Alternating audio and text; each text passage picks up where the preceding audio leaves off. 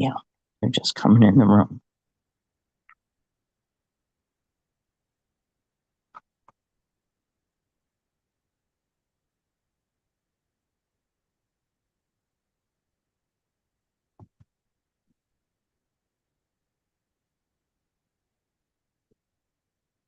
Who didn't eat? What, you're eating everybody else's? Oh, Phoebe.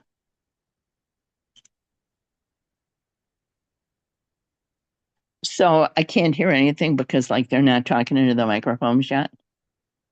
They're just coming into the room.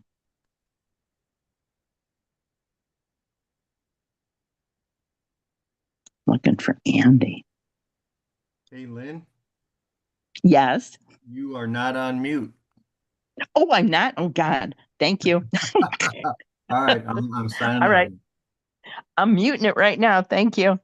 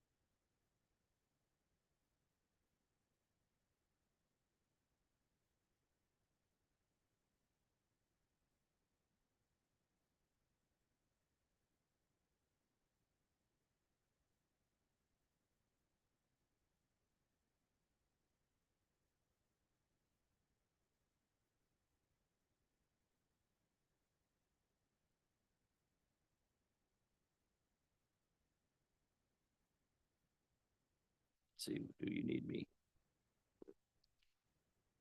Oh.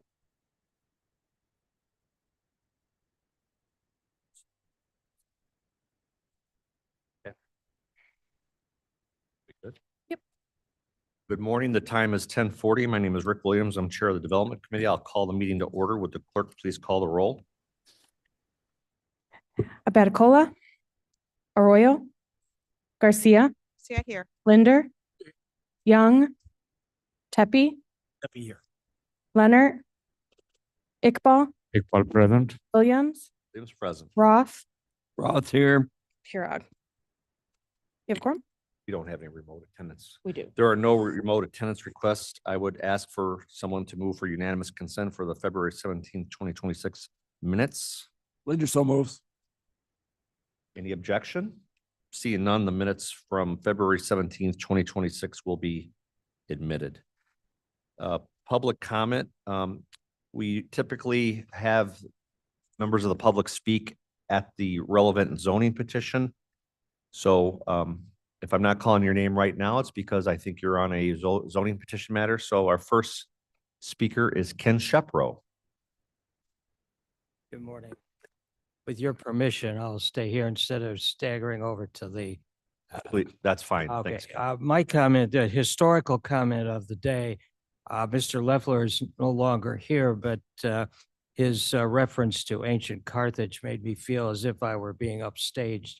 So I would just add to his presentation that the lead up to the destruction of Carthage was Cato the Elder, a Roman senator And no matter what the topic was in the Senate, when it came up, whether it was bread and circuses or public housing, he ended every speech with the phrase Carthago delenda est, which means Carthage must be destroyed.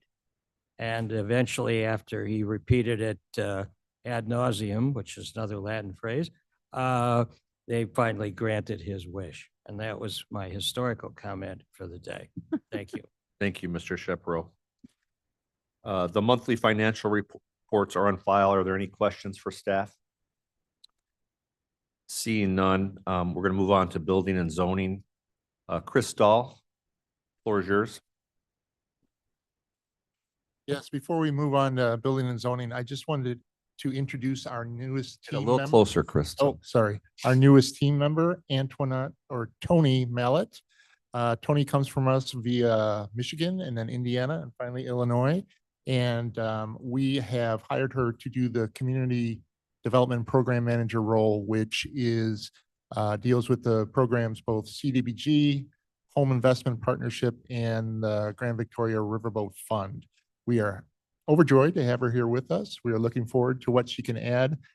She has experience in lower income dealing particularly with family development. And so we are happy to have her here and we welcome you to welcome her. Thank you. Welcome, Tony. Okay, I'm going to turn it over to Natalie Zine. In addition to that, I can just echo what Director Mark Van Kerkhoff usually states, and that is just that we are very fortunate to be fully staffed in the Building and Zoning Division. We are already experiencing higher levels of inquiries and permits as the weather quickly changes, although today is looking like a repeat of winter again. And we're all very excited that our office repairs and renovations are finally underway today, getting started. So bear with us for the next few weeks as we weather through our transition. But we're all very grateful and very excited for our new office space. Great. Okay. Let's move on to our first zoning petition, petition number 4671. Petitioner is Patricia Karwowski. Ms. Zine. Thank you, Chairman. So this first zoning petition request 4671 is for a 5-year interim special use permit in the F Farming Zoning District to allow for a small construction business on the subject property, which is located at 19N 310 Boyer Road in Dundee Township. The applicant is Patricia Karwowski. The subject property is in our resource management designated area in the 2040 future land use plan and is currently located in the F Farming District. As you can see here on our zoning map, all of the plain white areas are F District for farming, and then the SU hashed is a special use. And that little area where the arrow is pointing is the location of a previously approved interim special use on the subject property. And then we've got the villages of Algonquin directly to the north and Carpentersville to the south.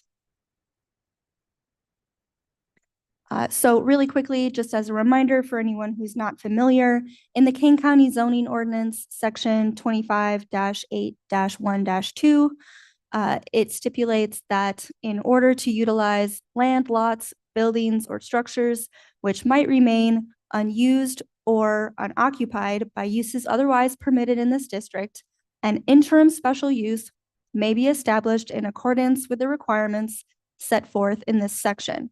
In addition to the standards set forth in subsections 25-482A through F, which would be the standards of a special use permit, the interim special use must be compatible with the character and intensity of other structures and uses permitted in the district. It is in its recommendation to the county board, in addition to the standards, the zoning board shall also find that the proposed interim special use would be compatible with the other uses in the district, and an interim special use shall only be authorized for a limited period of time not to exceed 5 years. So that's just a recap of the zoning section that allows for interim special uses. This subject property and interim special use was originally approved by the King County Board in February of 2017 for a small construction business on a portion of the property. The interim special use was granted with the 5 stipulations listed below and would have expired on February 14th of 2022.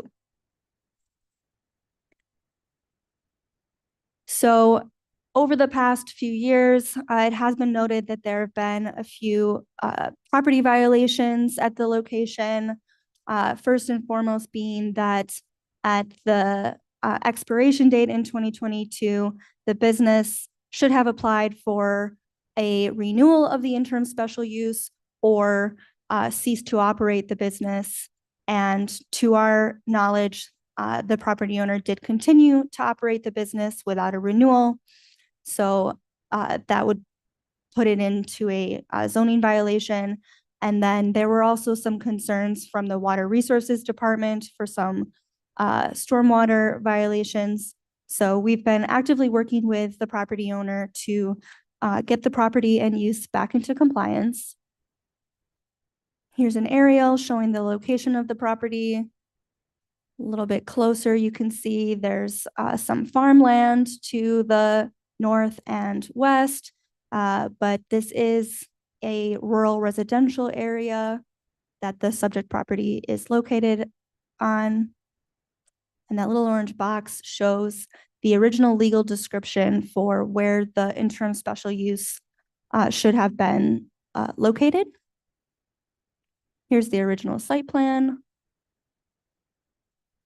These are a little bit hard to see, but this just shows the progression of the property and the use over time from 2015 to 2025.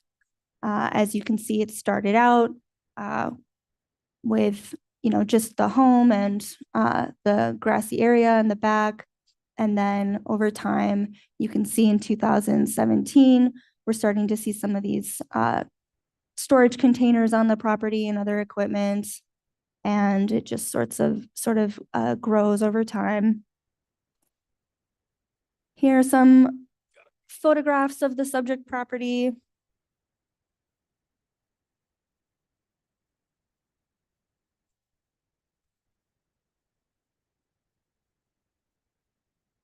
Okay, so we did send this out for review from all of our normal development departments.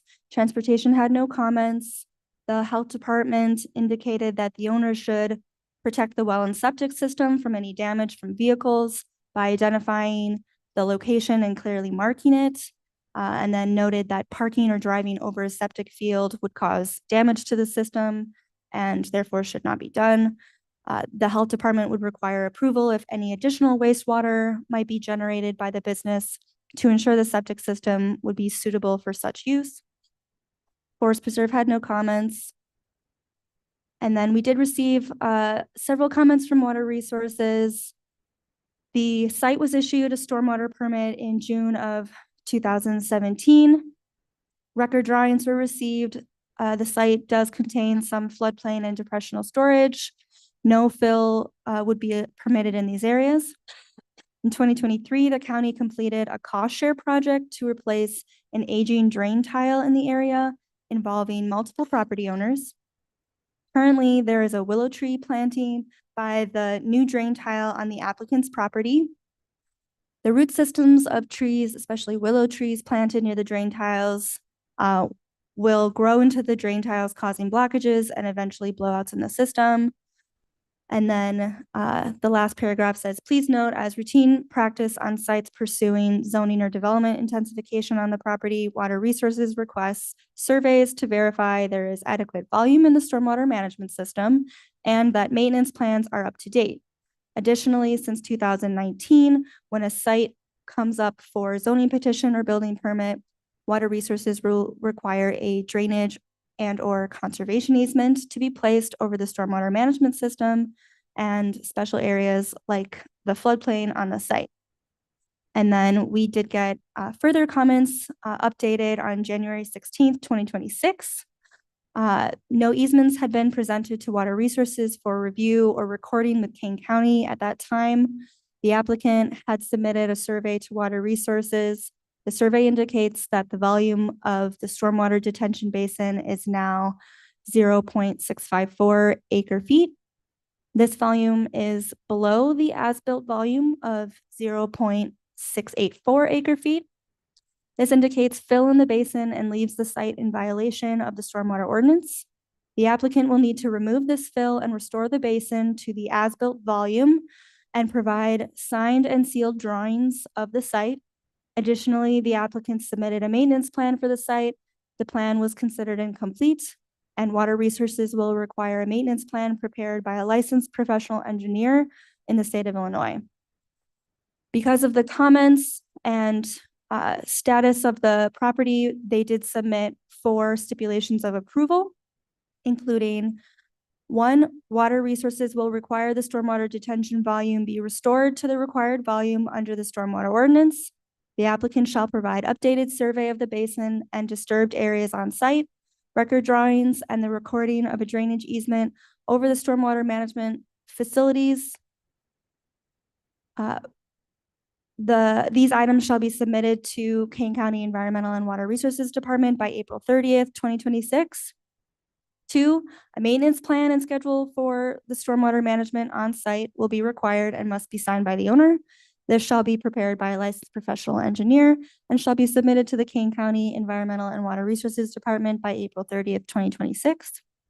3, a new stormwater permit will be required for any future disturbance or development on the site. And 4, removal of any trees planted within 25 feet of the new drain tile system will be required, and the applicant shall remove any trees by April 30th, 2026. Nothing of note from the EcoCat or NRI report. We did receive several public comments. The Village of Algonquin submitted an official letter of objection to the interim special use. And at the ZBA meeting, we had a handful of area neighbors speak in opposition to the project. So these 11 stipulations include the ones recommended by staff. The first 4 are the Water Resources stipulations. The 5th is the Health Department stipulation. And then the next 5 are zoning. Some of these are carryovers from the original interim special use, and some of them have been slightly modified. So I'll read them now for you. 6 says outdoor storing of lumber or other building materials and or equipment not in connection with an authorized building permit in progress on the immediate premises shall be strictly prohibited on the subject property. That is directly pulled from the F District zoning ordinance, but it's added here as a stipulation to ensure that no outdoor storage on the property will take place. Everything must be contained to a structure. 7 states no more than 3 trucks or trailers may be stored on the property. That was a direct carryover from the original interim special use. 8 states that no more than 9 shipping containers may be used for storage on the property. This was increased from the originally allowed 4 containers because the property owner had increased the number of shipping containers on the property, and at this time has at least 9. I'll get to the changes that the ZBA made later on, but the applicant did request that the number 9 be changed to 10 shipping containers on site. So I'll explain that in a minute. Number 9 says the interim special use shall only be granted to the petitioner and terminates upon sale or lease of the property or business to any other party. That's a direct carryover from the previous interim special use. And then number 10 states the interim special use shall be granted for a period of only 1 year from the date of approval by the Kane County Board, and no additional extensions shall be granted. Staff included this stipulation after several review comments from other departments and public comment. This again was modified by the ZBA, so I will further explain that in a moment. And then 11 states that the interim special use shall comply with Dundee Township Ordinance 2008-02 at all times, which has a weight restriction of 10 tons for Boyer Road.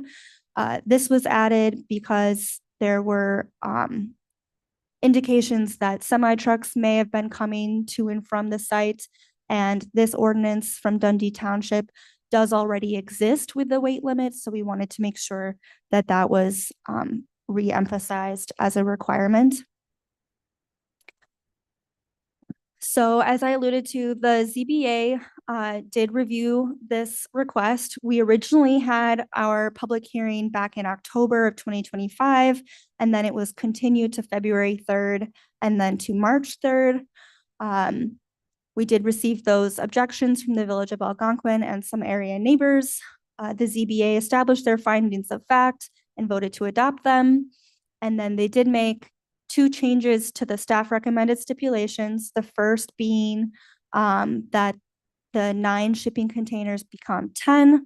And then based on the petitioner's request, the ZBA also modified stipulation number 10 to allow for the interim special use to be granted for a period of 3 years rather than 1 year.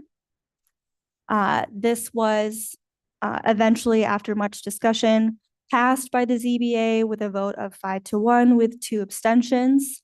And I will just make a note at this time that the applicant has sent additional correspondence to staff requesting that the development committee consider a period of 4 years for the interim special use rather than the ZBA recommended 3 years.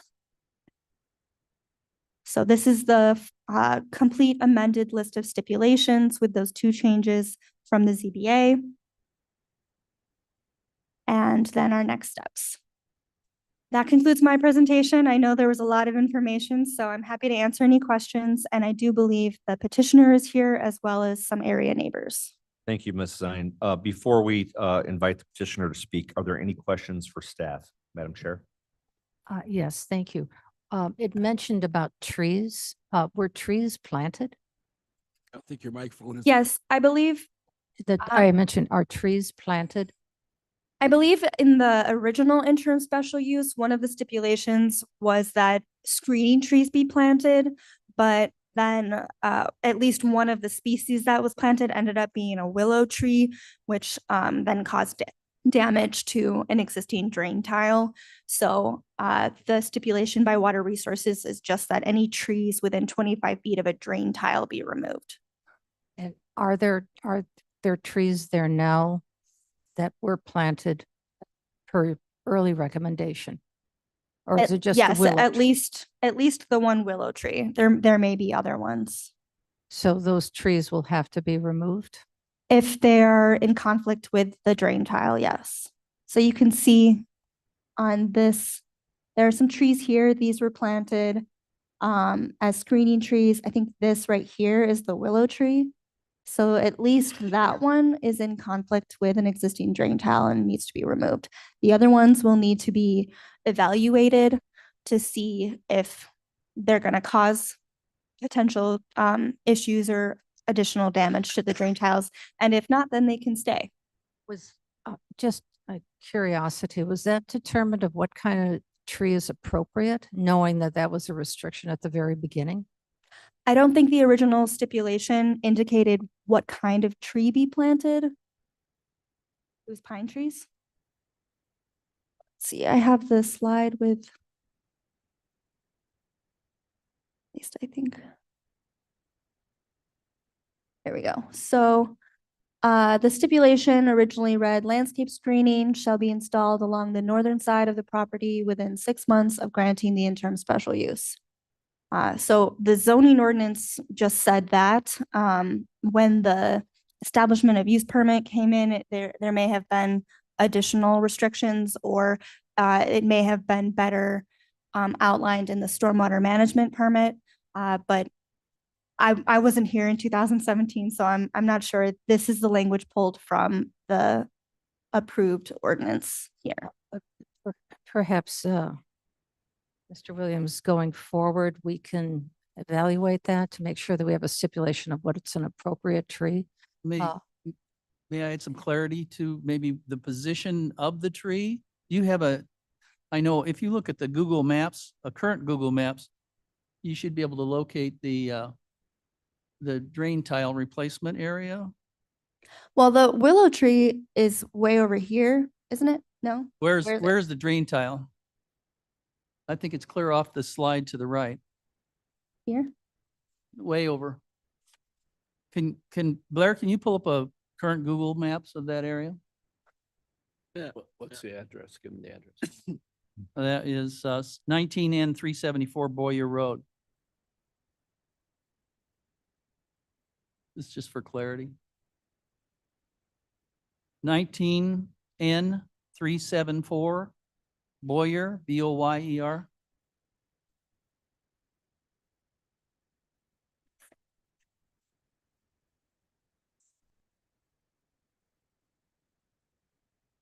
Natalie, while he's doing that, where is the detention area? The detention area is either, is it this, Jody? Or is it this? I think it's the small gravel area right at the stop right there. Believe that's it there. And what was the fill that was inserted? It was like a combination of some topsoil and compost for an area that was being grown in there, we believe, is what the resulting fill was, but there might be other areas in the total. It's a very, very minor amount. And the petitioner has provided documents and a stormwater submittal to our office to resolve it. It's a very minor amount. Okay.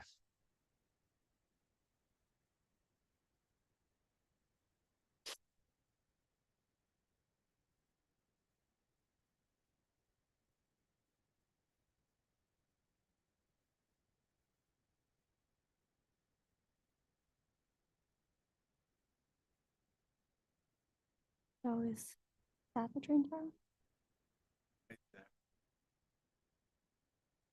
You can see, if you zoom in on the Google Doc, you can see the tree. Or the Google map, I mean.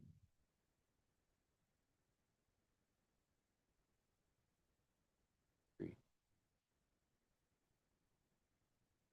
It's huge.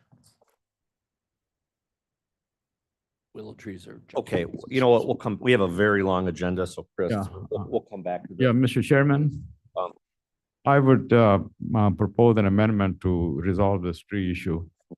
We don't even have a motion yet, Dr. Okay. Iqbal, so let's hold off. I'd like to give the petitioner and the objectors a chance to speak, so I'm going to invite Patricia Karwowski to address the committee.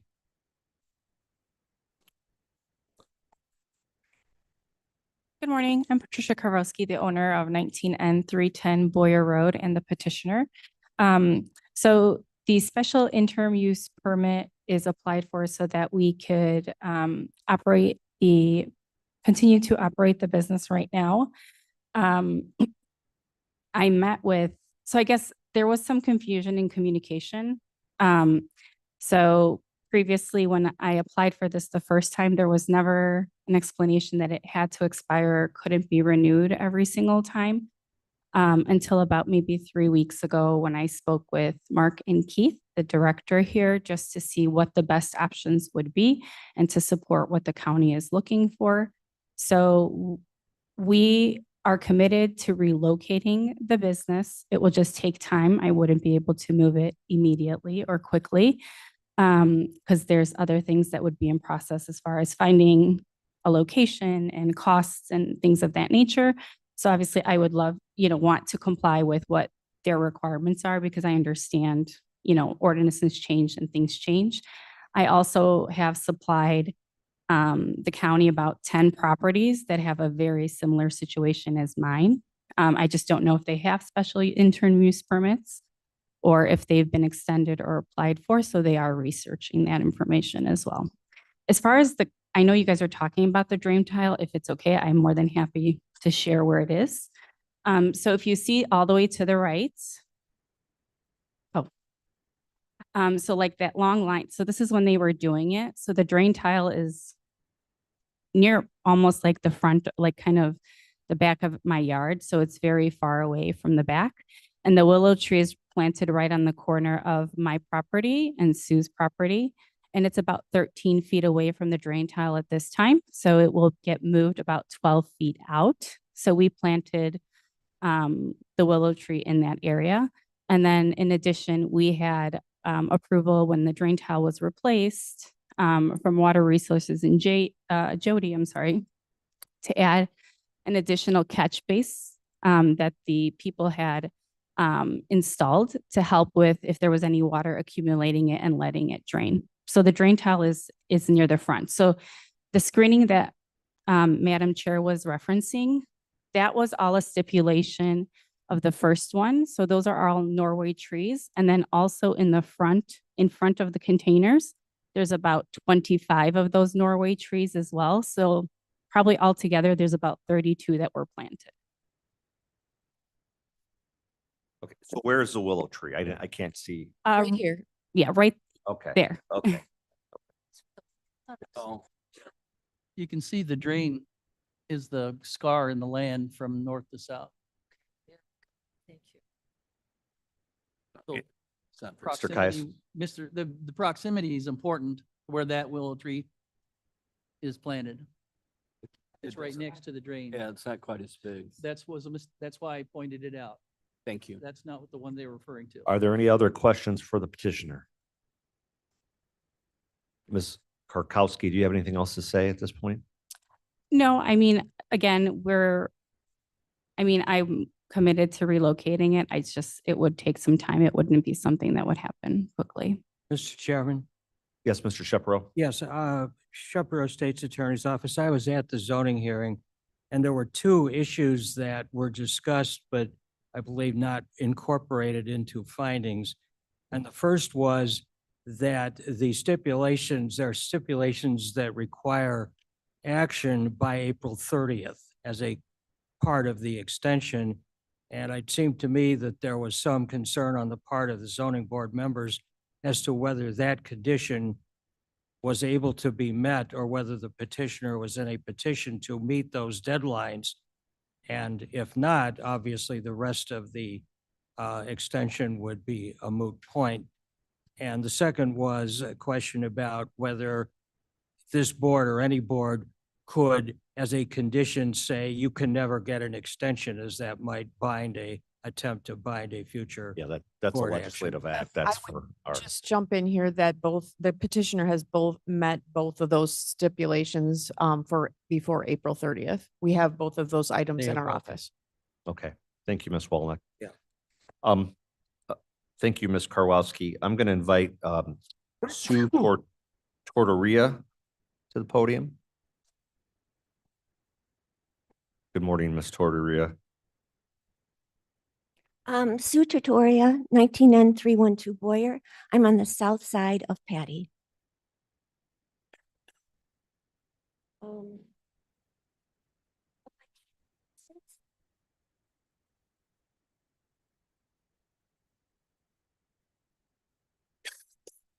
Sorry, I had a whole thing printed out. Can you speak into the microphone, ma'am? This is a very clear picture of where the drain tile is.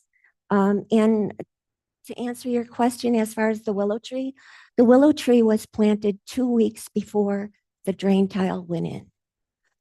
So this shows where the drain tile is. This shows where the floodplain is, where their road goes.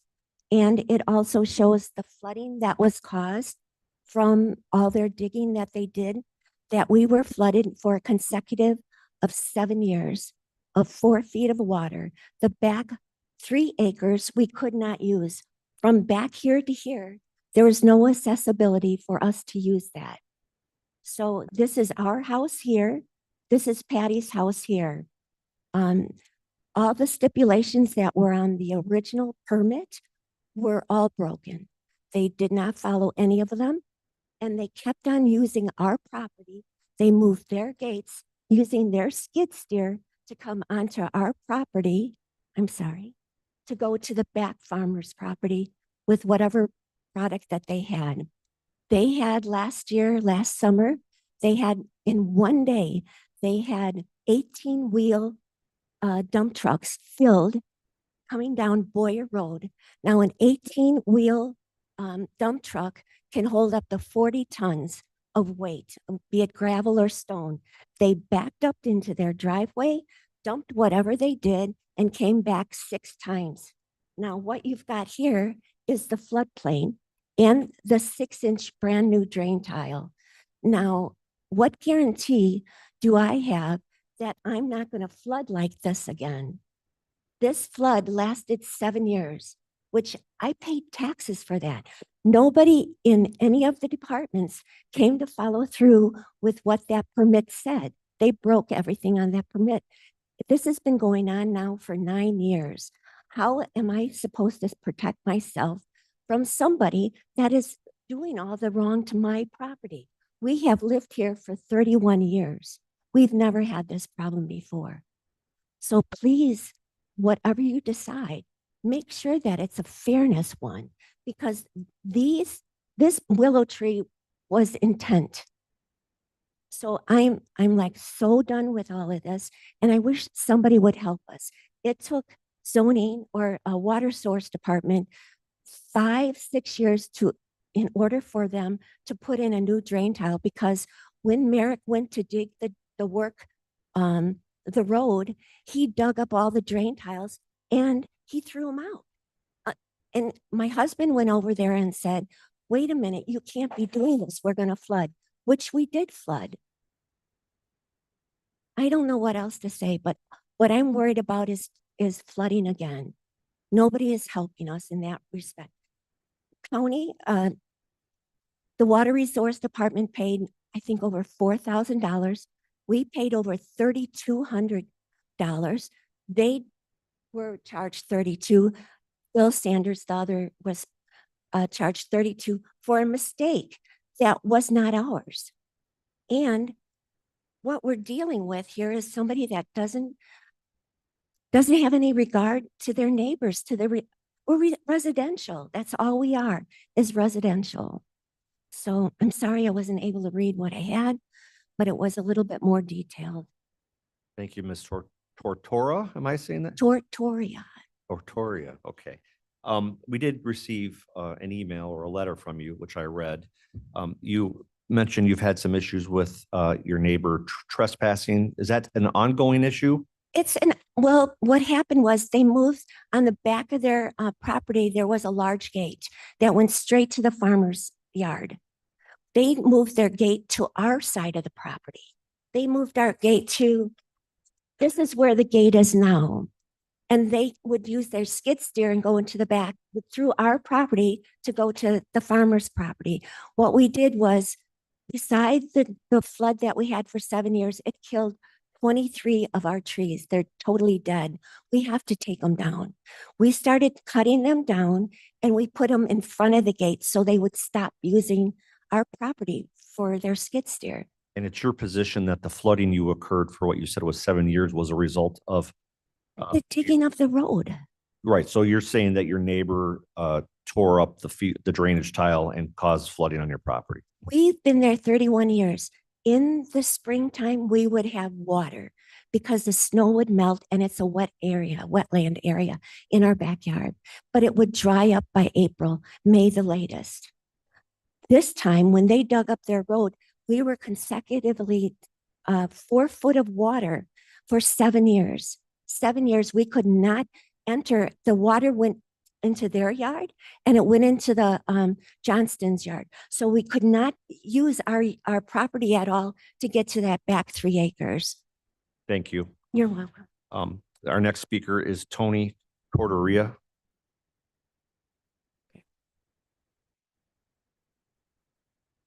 Am I saying that right now? Yeah. Okay, good. My name is Tony Tortoria. I live at 19N3 12 Boyer Road. You need to speak right in that microwave. Okay. Microphone, sir. The problem I have is that you guys approved an interim permit for 4 years. We went along with that. In fact, we came in when they had that in 2017 and explained that we were, excuse me, we were for it, as being good neighbors. But we knew what the definition of interim was. Apparently they did not. You guys approved 4 containers. They grown it up to 10 or 9, and then you guys are adding another one in your, what you're hoping to, or what they're hoping to pass. This, the thing is, they said that the extra 5 containers were for agricultural. But nobody's ever inspected those containers. How do we know it's not chemicals or hazardous materials for the construction site? I've a retired fireman. I've been to meth labs that are use up less space than one of those containers.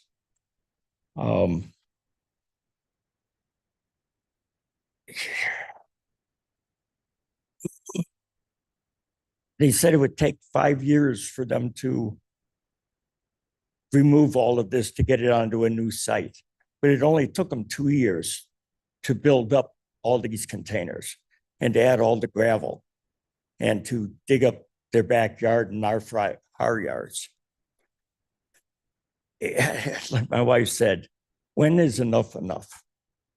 It's been, they gave them 5 years. They've extended it for 4 years because they haven't, because it was stopped. It should have stopped in 2022. Now it's 2026. And by their thinking, it should take them another 5 years to get rid of it. If you give them 3 more years, now it would be another 8 years to get rid of it. So like I said, I'm just wondering when is enough enough? Thank you. Thank you, sir. Okay, so we have a petition for an extension of the special use permit, interim special use permit, with various stipulations suggested by staff. ZBA has asked that we do it for 3 years. Staff is recommending 1 year. We're not bound to any of this. But I would ask if anyone would like to make a motion to approve. Mr. Chair, I know I'm not on the committee, but I did get a note and talked with Mr. Sanders, who's on the north side. Yes, Mr. Would it be Caius. appropriate to read the note from Briefly, Mr. Sanders, please. directly referring to this? It says, "Hi, Chris," because I talked to him on the phone. Bill Sanders, neighbor of said property. I'm at 19 and 374 Boyer Road. I cannot attend the meeting Monday morning, so just need to express mine and my wife's thoughts about this. We are not in favor of another variance. The first one was given in 2017 as referred to, and for 5 years. So why in 2022, when it was time to renew the variance, was it not applied for? Now, 4.5 years later, when it came to board's attention, said property owners want to renew it. No fines, never followed variance outlines, only supposed to be 4 storage containers. They're now 10. If they never followed the variance stipulations before, why are they going to follow them this time? So really, they received 4.5 years at no charge, no consequence. Is this, and there's a misspelling of some sort there, is this right, break the variance and it's okay? Is it right to break the variance and it's okay? Not following rules is okay. Even the village of Algonquin said 5 years and not renewed. Now the village of Algonquin is not in agreement for a renewal. Not really a good precedent for the county to condone ignoring variance on the board note. Thank you, Bill and Linda Sanders, signed Bill Sanders, 3/13/2026. Thank you, Mr. Caius. Mr. Lindner? I'm kind of appalled. We have a petitioner. I'm sorry, before you, I'll give you an opportunity to speak, but I would ask for a motion so that we can have discussion, because we're getting into the merits here. Moved by Arroyo as presented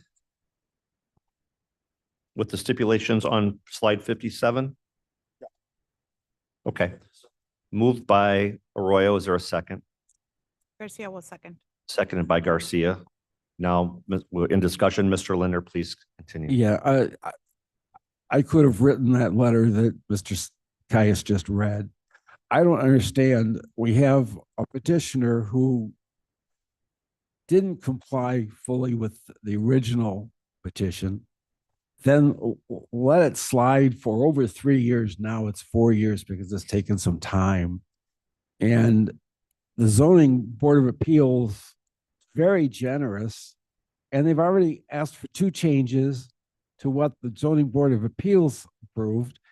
And their track record doesn't indicate to me that they're going to follow any of it.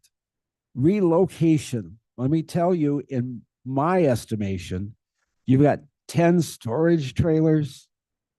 I don't know where in King County somebody's going to let you dump them. I think that's going to be a real problem. But I don't see that we should be extending this. I think we should be working with these people to move their stuff. I just don't see that. Their attitude is that they don't have to follow any of the things that we approve anyway. So I wouldn't see giving them some more. It doesn't make sense to me. Any other discussion? You had an amendment, Dr. Iqbal? Yes, Mr. Chairman. I had amendment for that tree. What's your amendment? Is it to that the tree be removed? It goes to the number 3. No.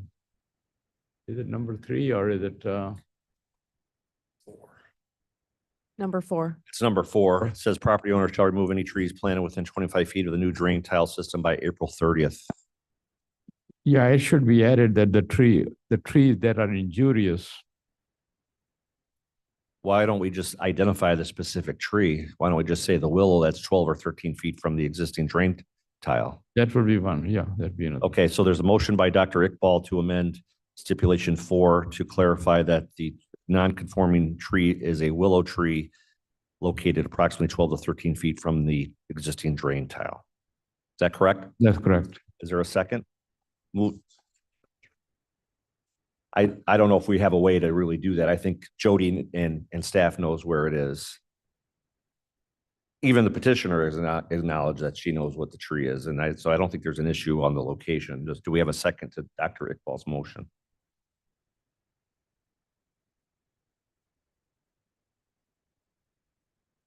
I'll second that motion. I just want to be clear here that what's on the table is a 3-year extension for the special use permit. I am not in favor of a 3-year, so I would not be a yes vote if this question was called. So I would, look, I mean. Would you reduce it to? I would give them, I think 1 year is generous. Okay. An interim special use permit is to give someone who has a non-conforming illegal operation on their property time to move it. I don't know what the petitioner understood or didn't understand, but I've been involved in these for years. It's pretty clear that the county was giving them 5 years to relocate. And then it just kind of slipped through the crack and they got an additional 4. And then when it's discovered, now they're asking for 4 more. I think a year is more than appropriate. So I will move to amend stipulation 10 to 1 year. I'll second that. I'll second it. Yeah. Seconded by Lindner. Any discussion? So could we? Jepro?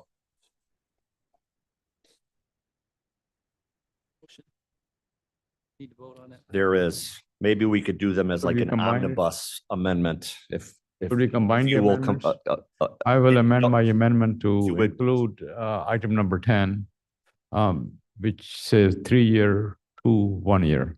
Okay, so Dr. Iqbal is amending his motion to include the stipulation that it be for a period not to exceed 1 year. Who seconded that motion? You did. I did. I will consent to the second. Any discussion on that?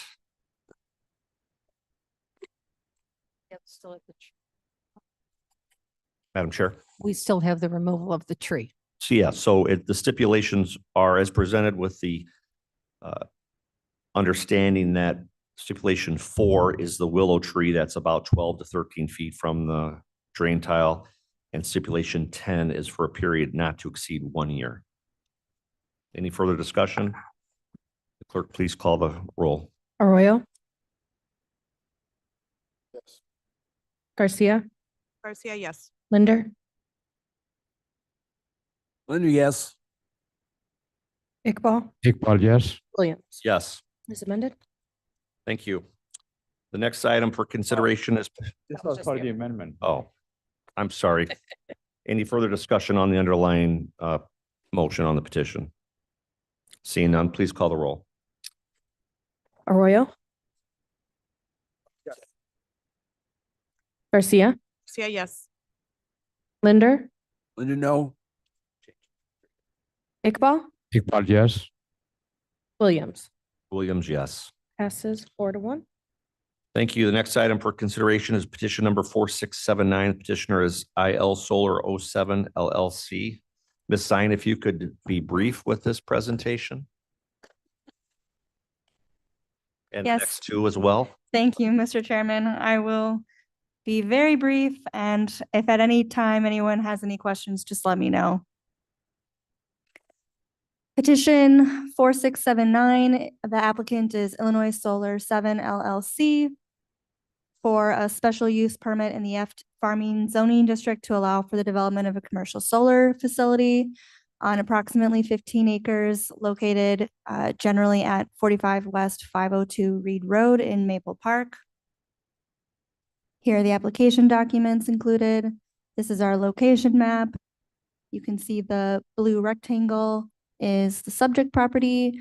We are sort of in the middle of Virgil, Lily Lake, and Campton Hills in this unincorporated area, which is primarily farmland. Here's a closer aerial view. Closer still. This is our zoning map. Again, F is the white areas, and then we've got some Virgil Forest Preserve, and the hashed areas are the municipalities. This is in our agriculture area on the 2040 land use plan. The site does fall within the jurisdiction, the future planning jurisdiction of the Village of Virgil. Here's the proposed site plan. As you can see, the solar facility doesn't take up the entire subject property. It's just this area here, and the property owners live on the site. Here again is a closer image of the proposed site plan. It does meet all the required setbacks and regulations as per the state statute and zoning ordinance. This project does include a battery energy system that would be located here. You can see the access road coming up about halfway to the solar facility. This slide shows you approximate distances from the project area to nearby residences. Here's their landscape screening plan. They do have some landscape screening proposed along the front of the project on the southern property line and along the eastern property line by that access road. And that would again be in support of the views from this neighbor across the street and potentially this neighbor to the east. No comments from the Village of Lily Lake. The Village of Virgil's only concern was the use of construction traffic on Icy Trail. They didn't want any of the construction vehicles on Icy Trail, if at all possible. KDOT reviewed the project and indicated that a roadway use agreement and temporary and final access permits would be required from Virgil Township. No comments from Fire District, Forest Preserve, School District, or Health Department. Water Resources provided their typical stipulations. Nothing of note in the EcoCat report or NRI report. The State of Illinois Historic Preservation Office report did indicate that they would require a phase 1 archaeological survey to be completed. So that has been included as a stipulation of approval. There were some potential endangered species identified on the property, although no critical habitats were identified. No public comment on this project. No written public comment. And then this is the complete list of staff recommended stipulations. The first 12, again, are from Water Resources. 13 is the transportation stipulation. 14 is our standard vegetative screening stipulation. And then the last one is the requirement for an archaeological survey. The ZBA reviewed this petition on February 24th at a public hearing, and the motion to recommend approval passed 4-0. That concludes my report. Linder will move approval of this petition. Moved by Linder, seconded by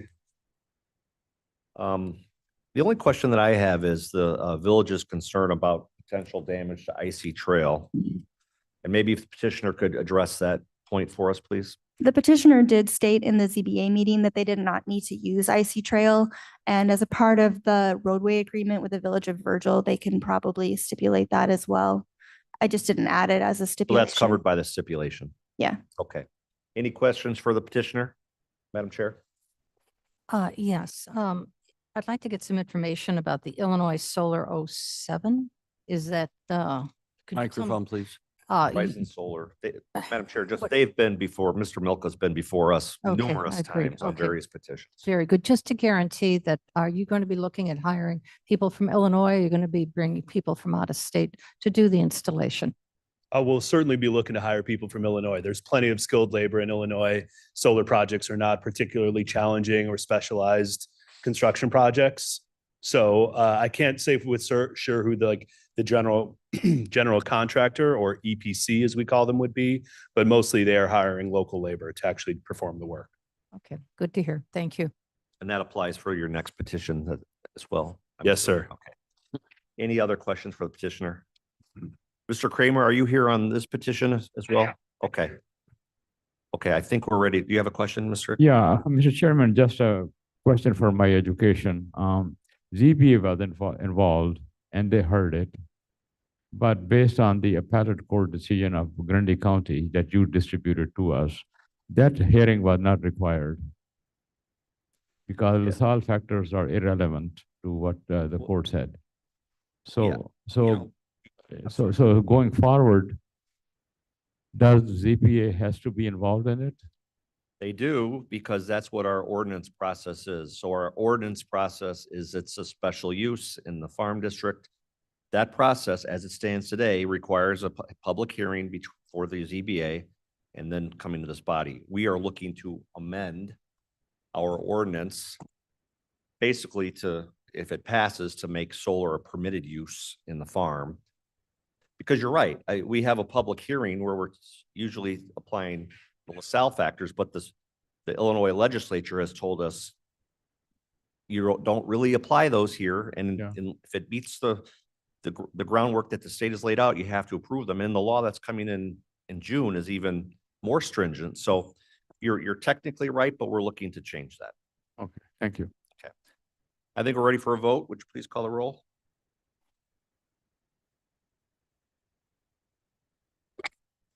Garcia, Garcia, yes. Linder, Linder, yes. Iqbal, Iqbal, yes. Williams. Yes. Passes.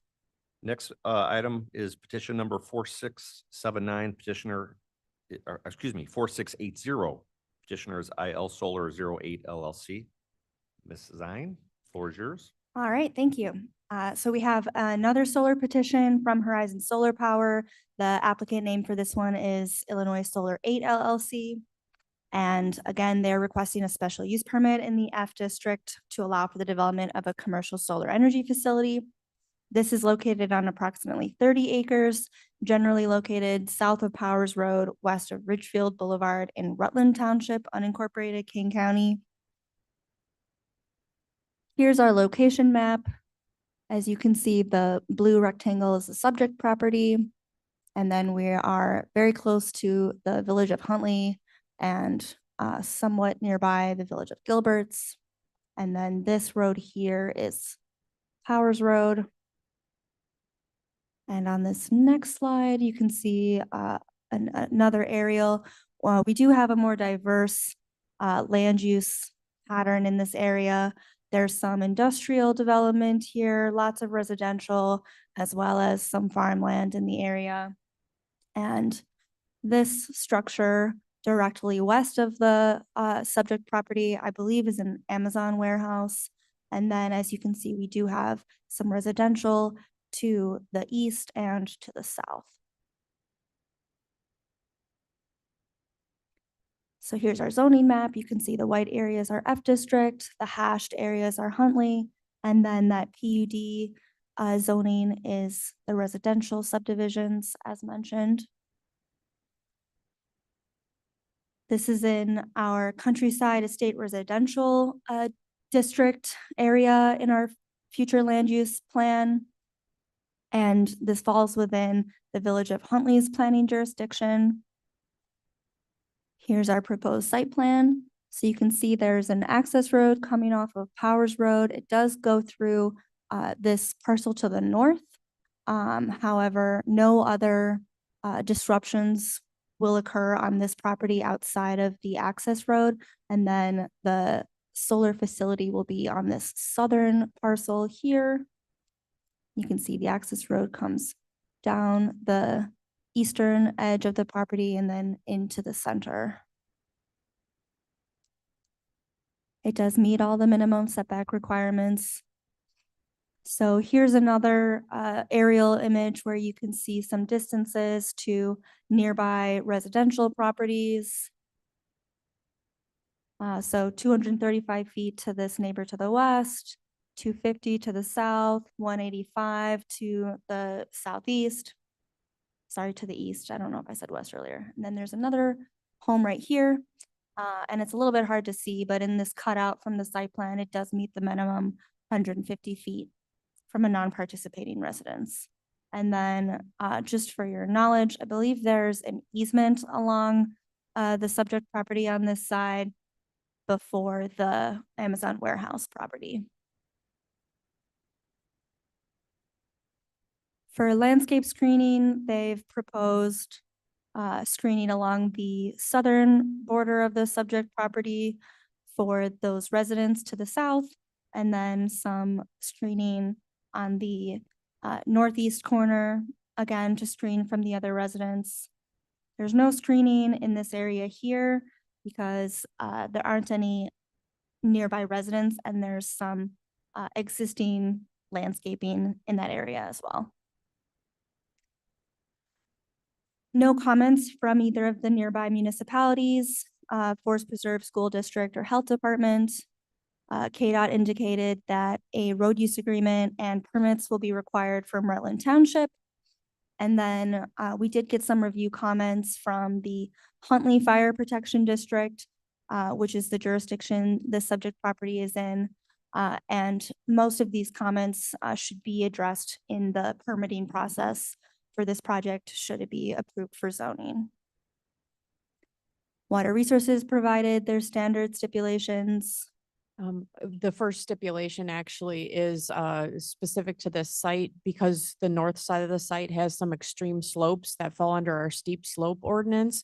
That we'll be looking at very closely, that drip edge of the panels there, and determining whether it's appropriate or not, or it would be a long-term erosion issue. Thank you, Director Walnick. The EcoCat was more extensive in their comments than some of our other projects. They did identify some potentially at-risk species, so staff has added a stipulation of approval that states that the development shall comply with all of the recommendations outlined in the IDNR letter dated November 18th, 2025. And then nothing of note from NRI or SHPO. Again, the Fish and Wildlife Service indicated some threatened species, so any risks to those should be mitigated by the recommendations by the IDNR. And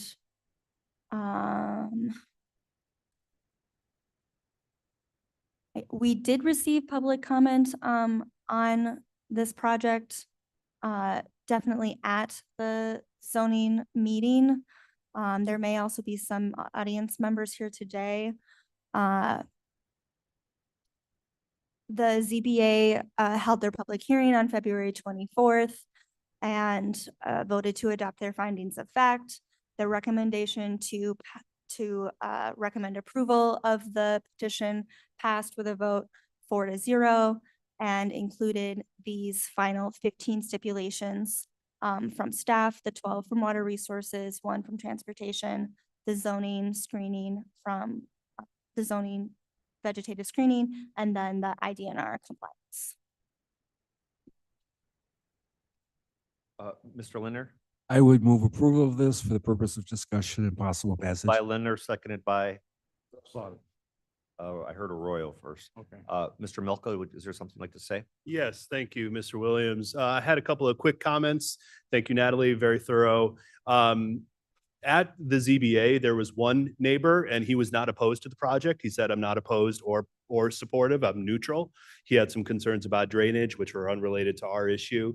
But this is a great project. Yes, it's close to residences, but we've been in extensive contact with those residents and addressed all their concerns.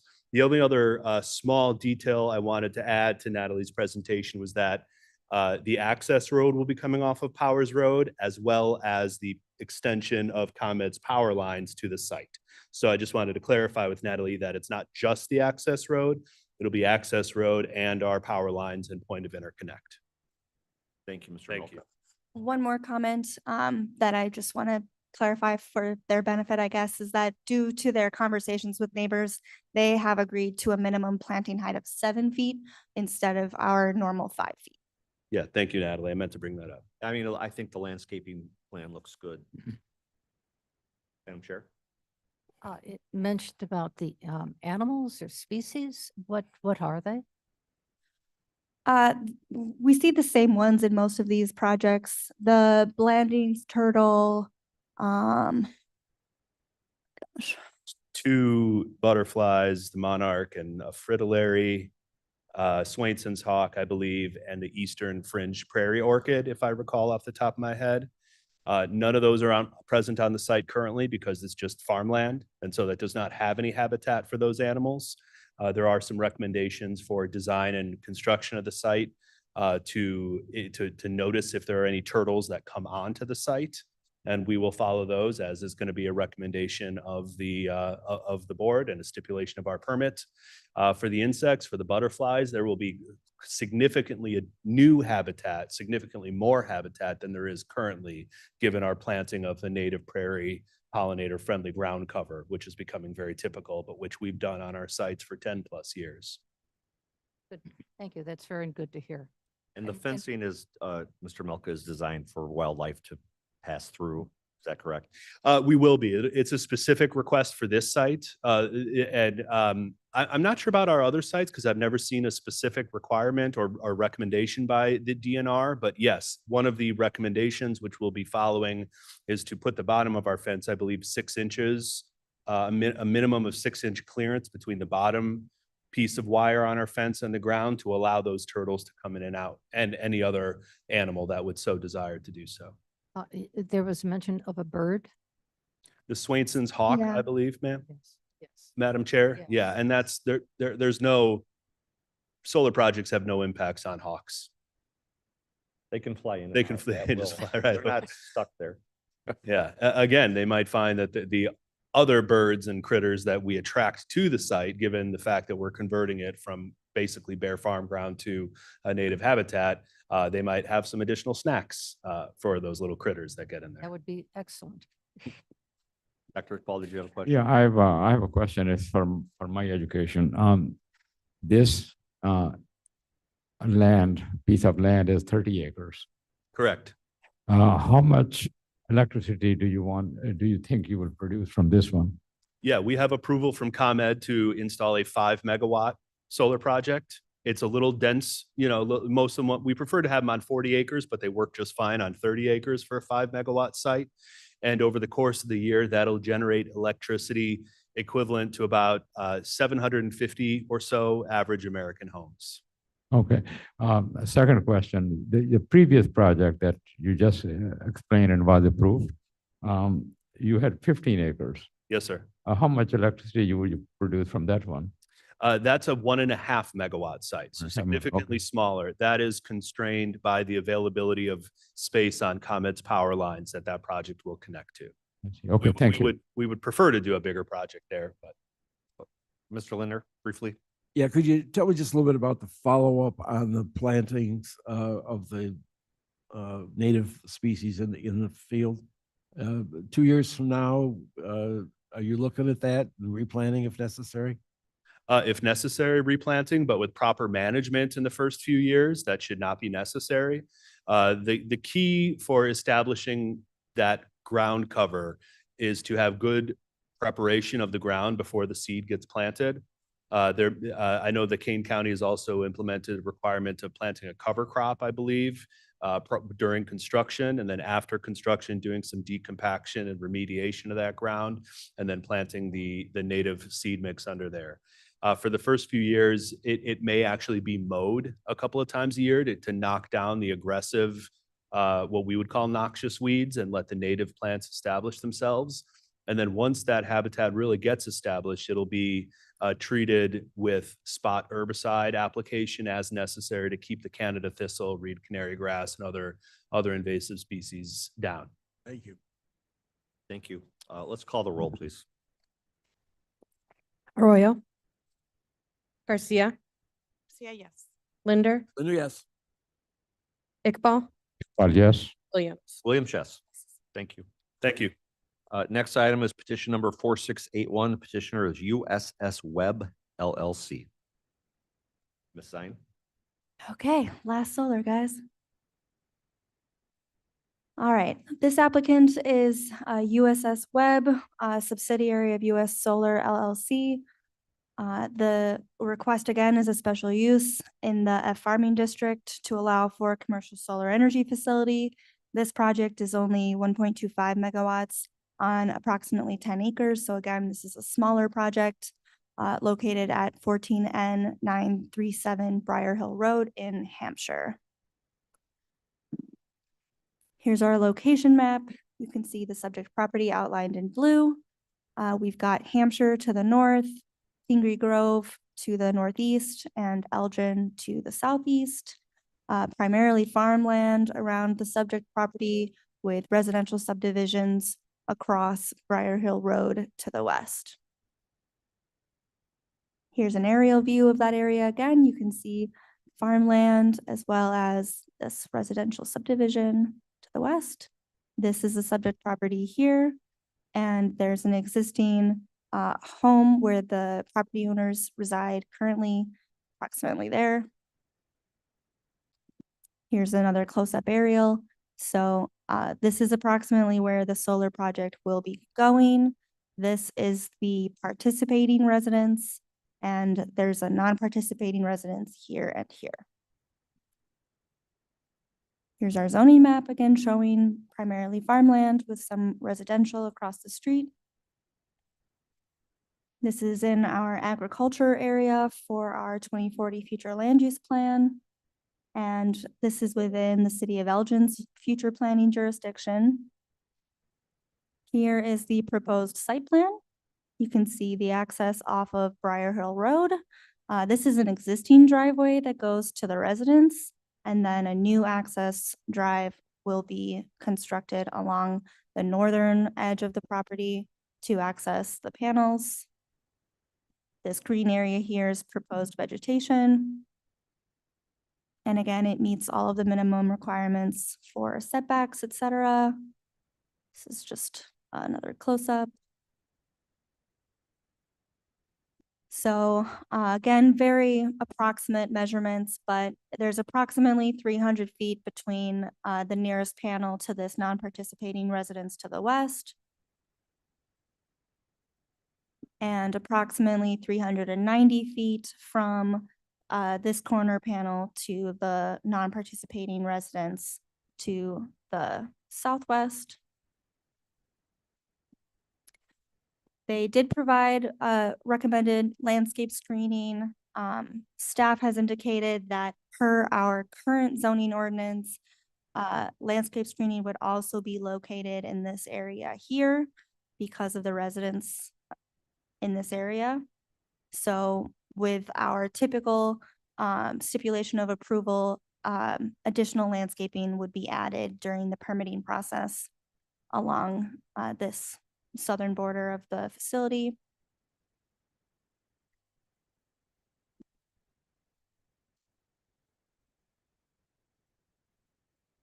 Uh-oh. My pointer stopped working. What's the point? Other way. Oh, okay, great, thank you. All right, from municipalities, no comments from Pingree Grove. or Hampshire Township Board. And the city of Elgin did get back to me and also say that they have no objections to a solar facility at this location. No comments from Forest Preserve School District or Health Department. KDOT indicated requirements for a road use agreement and permits from Hampshire Township. And no immediate objections or concerns from the Hampshire Fire Protection District. Water Resources provided their stipulations. The EcoCat came back with some recommendations. These again are the ones that we see. These are their typical best practices, including the fence and decompaction, et cetera. So staff added a stipulation of approval that they be in compliance. Nothing of note from SHPO or the NRI report.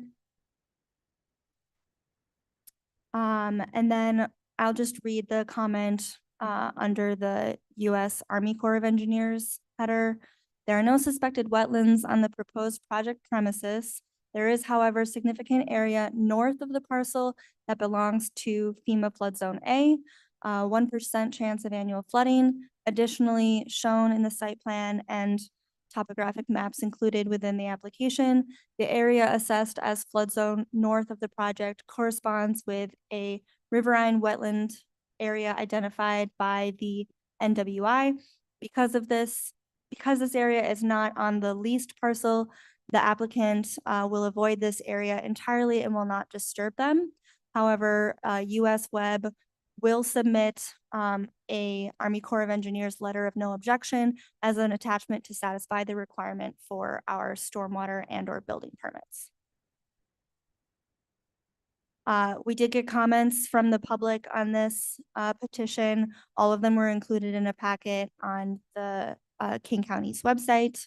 And we had several speakers come to the meeting as well, primarily neighbors from that subdivision to the west. And then these are the full list of recommended stipulations of approval from staff. Again, 12 from Water Resources, Transportation, Zonings, Vegetative Screening, and the IDNR compliance. And the ZBA held a public hearing for this meeting on March 3rd. Again, we heard public comment. The ZBA established their findings of fact, and the motion passed with a vote of 8-0 to recommend approval. Thank you, Ms. Zine. I note in the packet, the objections were basically visual. They didn't want to look at the facility, and there were also some residents in the area who wrote in favor of it.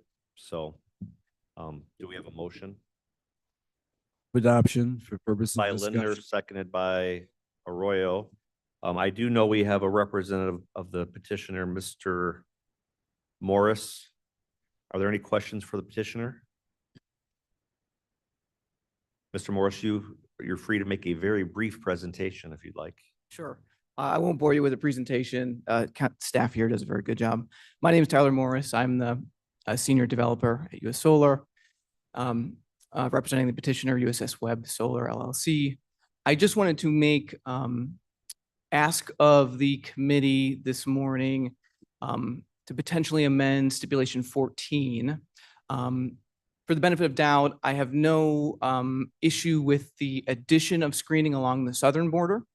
But I have had some conversations with neighbors in the area, particularly the Kittingers to the west, where we did propose screening. And I would ask if the committee would be open to removing just the requirements that it be evergreen trees. There are particularities about this site. We have some poorly drained soils there, and our typical vendor expert that recommends both the landscape plans and the plantings underneath the panels recommended a mix of bushes, tall grasses that are hardier, better suited for that soil condition there. And then just my conversations with the Kittingers, I think we came to an understanding that evergreen trees take some time to grow and fill out, and that we might actually be able to better screen for them if we submitted and planted a mix of shrubs and grasses, which won't reach the same height, but considering that the panels don't exceed 10 feet in height, that a different plant mix would actually be favorable to them. So just to ask if you'd be comfortable amending, keeping it as is, except for the specifics that it'd be a line of evergreen trees. And again, to be clear, adding an additional row of screening along the southern border, perfectly acceptable to us. Thank you. What's staff's position on that request? I'm amenable to it. The ordinance currently calls for a mix of native deciduous evergreen tree, shrubs, and grasses.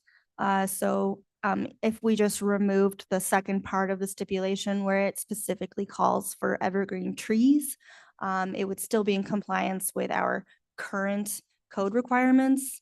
I think that this language has just been used because we heard time and time again that evergreen trees were what was preferred. But in this case, if the neighbors specifically want something different, I don't see any reason to oppose that. Mr. Morse, can you remind me where exactly you want to change the landscaping again? And Blair, could you put up slide 233, please? The locations are no changes to the locations, just the prescription that it be evergreen trees. Right. And what area is that? The whole site or a specific area? So it'll be here Go back one more and page. here. Go to 232, you'll see it. In both locations, although if it's more amenable, certainly the southern one, taller trees will shade the panels, which will have an impact on the production of electricity of the site. But my preference would be in both locations, sir. Does anybody want to amend the motion to revise the stipulation? I have. Madam Chair, I I'll have a recognize you. It's about the bushes. What happens in the wintertime when the bushes lose their leaves? Or is it going to be a bush that doesn't lose its leaves? Well, there are evergreen shrubs. Is that what they're interested in, or a lilac shrub, etc.? I'm just questioning the shrub. To my knowledge, the residents didn't call out specific species. I think they just want something, for lack of a better word, bushier rather than tall and narrow. I understand that. I understand that. But I was just questioning for screening, if it's a deciduous, if that's what you call it, the leaves fall off in the fall and then grow back in the spring, you'll be able to see it, and the grasses don't sustain very well. Yeah. I would note to the petitioner that the committee is working on more stringent landscape standards, which you are not going to be subject to since you've applied well before those have been adopted. So something for the committee to keep in mind. But if someone wants to make a motion to amend, I think it was stipulation 14, we can do that. Is there a motion? Moved by Dr. Iqbal to remove the word evergreens. Yeah. Can you put up the stipulations, Blair? From stipulation 14.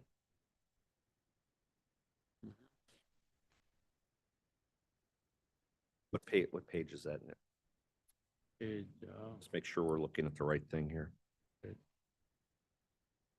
42, Wait, 242, it's towards the end. 42.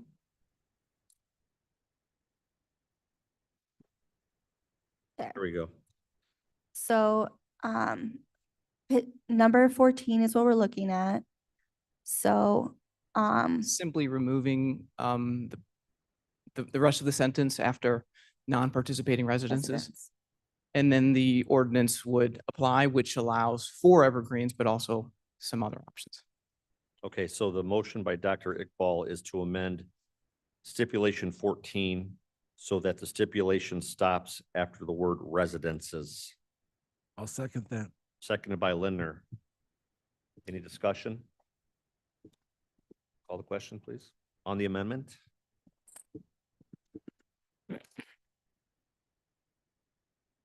Arroyo. Garcia. Garcia, yes. Lydia, yes. Iqbal. Yes. Williams. Williams, no. Okay, any further discussion on the underlying petition motion? Seeing none, please call the question. This is the petition as amended. Arroyo, Garcia, Garcia, yes. Linder, Linder, yes. Iqbal, Iqbal, yes. Williams. Williams, yes. Passes. Thank you. Okay, moving on to building and zoning ordinance. We have an an ordinance amending chapter 6 of the Kane County Code, Buildings and Building Regulations, Article 4 fees. Ms. Zine, are you handling this? I guess.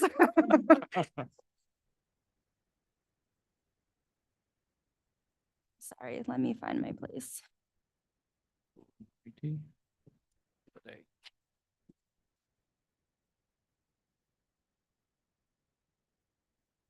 Okay, so I believe that the Development Committee had already reviewed a previous version of staff's recommended amendment to our fee chapter in the Kane County Code regarding commercial solar. And then we had some questions, some feedback, so we went back to the drawing board, did a little bit more research, and have come back today with a revised version. Blair, if you could go to the next page. Thank you. And then would you mind blowing it up a little?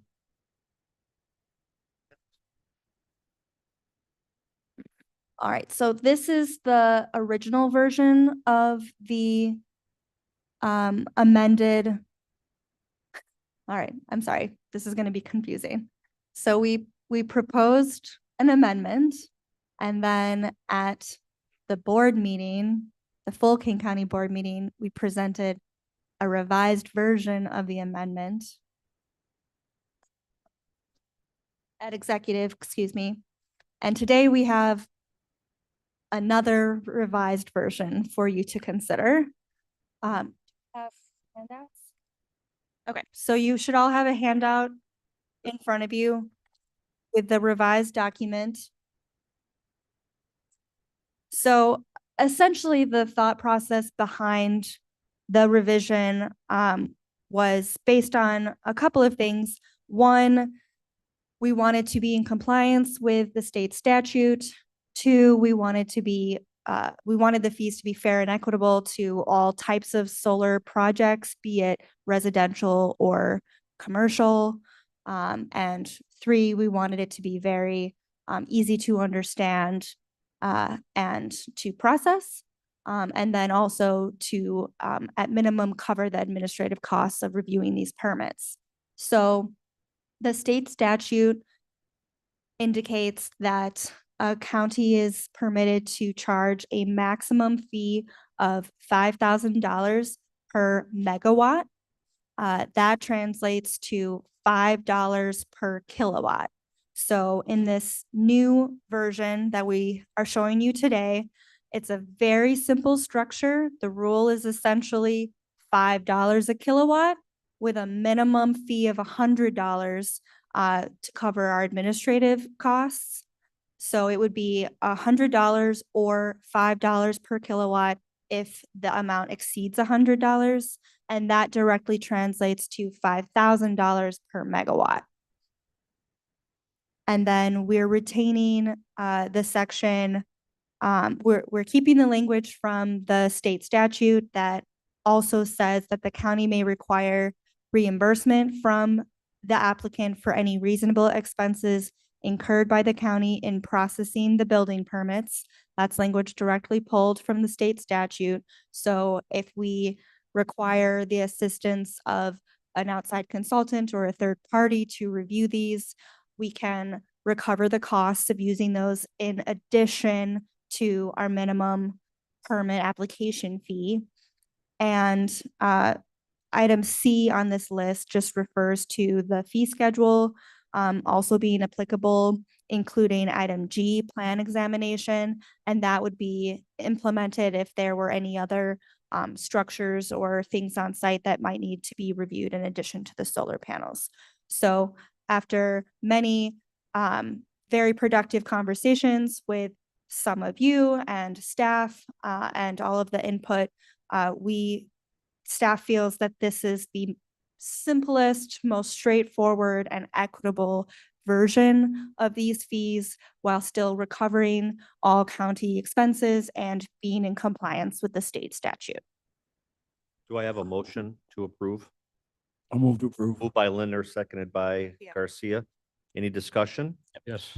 I'm going to recognize Mr. Lindner first. He had his hand raised. Just quickly, my mental math isn't what it used to be, but our typical application is for a 5 megawatt system. The fee would be $25,000 then? That's correct, sir. Let's get some more of them. Plus our addition, plus any additional documented Right. costs. So the second solar petition you heard today, if that was applied for after this was in effect, we would get $25,000 to our development fund, which defrays our cost lot of of this cost. processing these, and it's not Kane County residents paying for it or subsidizing that. Yep. Yeah. Our average fee right now for a 5 megawatt project is closer to $4,000. No wonder we get so many. Pardon me? Said, no wonder we get so many applications if we're cheap. Well, We'll do well, better. we're getting a lot of these applications because there's a lot of state subsidies. The state is encouraging these. Yep. You know, the new legislation that we're being forced to deal with soon. While I believe it has a lot of flaws, this is one of the good things that it does for us, and that it helps us defray our costs. Dr. Iqbal, you. Yeah, Mr. Chairman, first of all, thank you. Last month, when this motion was presented, I voted no, and the 6 colleagues of mine and this committee voted yes, and I'm glad it is back. And it went through many iterations. This is the cleanest I have seen, and it's good.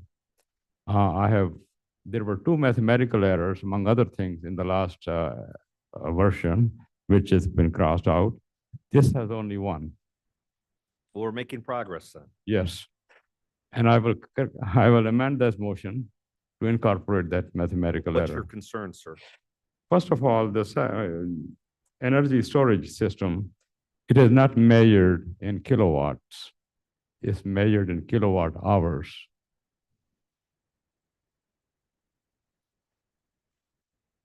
Okay. And so you have to add two places, kilowatt and word, kilowatt hours and word, and then it would be KWH. KWH. Yeah. And also we need to clarify that this applies not to the installed capacity, but to the storage capacity.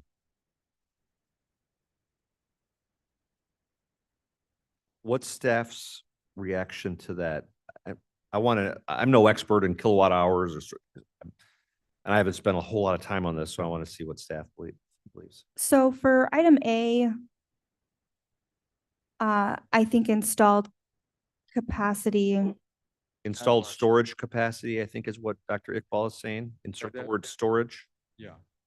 in item B. Well, yeah, so in item A, I think it's fine. In item B, we could swap out the word, or we could add the word storage I capacity. think what if he's correct, which I'm not doubting that he isn't, it would read of installed storage capacity. Correct, for item B. And the next comment that Dr. Iqbal has is that storage capacity is measured per kilowatt hour. In item B. Yes. Yeah, those are simple changes we can make. Okay. So do you have an amendment, Dr. Iqbal? Yes, I amend item B to add word hours after kilowatt and add word H after KW and add word storage before capacity. So let me read you, if you may indulge me, sir.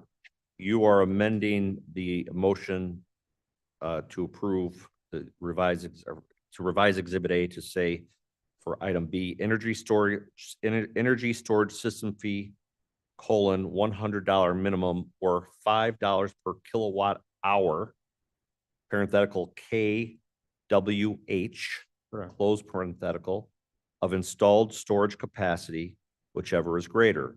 And the county may also require reimbursement from the applicant for any reasonable expenses incurred by the county in processing the building permit.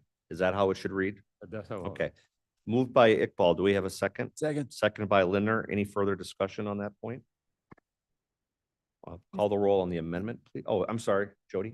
I think there might be some confusion about this. When you're talking kilowatts, you're talking about the overall size of the facility versus kilowatt hours, which is the amount of kilowatts over time that's produced. And so when we receive the sizing these facilities, the kilowatt is correct.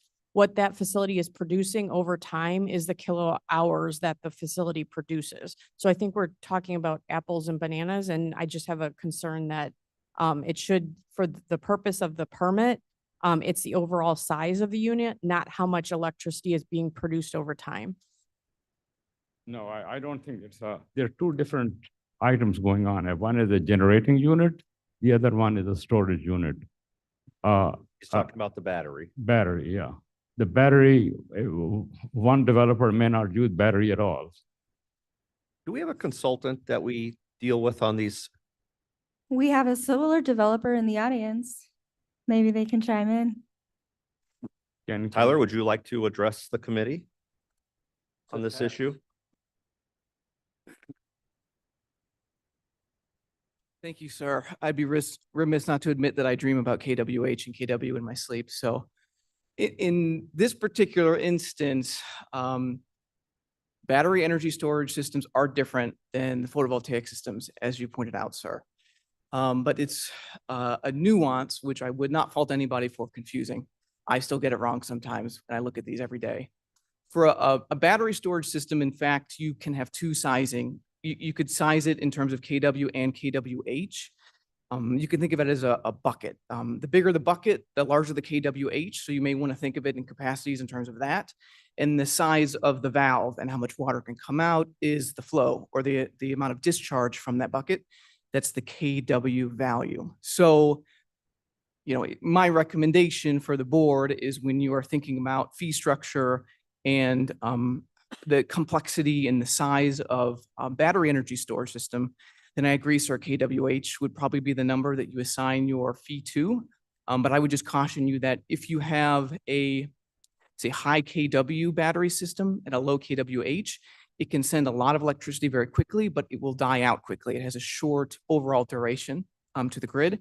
And you could skew the other side, which is that you could have a low KW battery system, which is a slow trickle, but a very large tank. And so it can supply the grid for a very long time. You could really work it up however you'd like. But again, my recommendation would just be for a battery energy system, KWH is more in line with the KW value you've been using for PV systems in terms of general system size, area they would take up, physical footprint, and then the amount of review that might be needed by staff. But just my personal recommendation, we do have a sister company, Enion Solar, which Natalie, we may have connected you with, but that's truly our experts that could get into the nitty gritty about specifics about how energy is stored, footprint that these might take up, safety procedures you might need with their fire department, et cetera, et cetera. So I hope that was helpful. Thank you. Thank you. Any questions? If you would give me just a moment, the wording is probably in the state statute. So if you can just let me verify, I can let you know right now.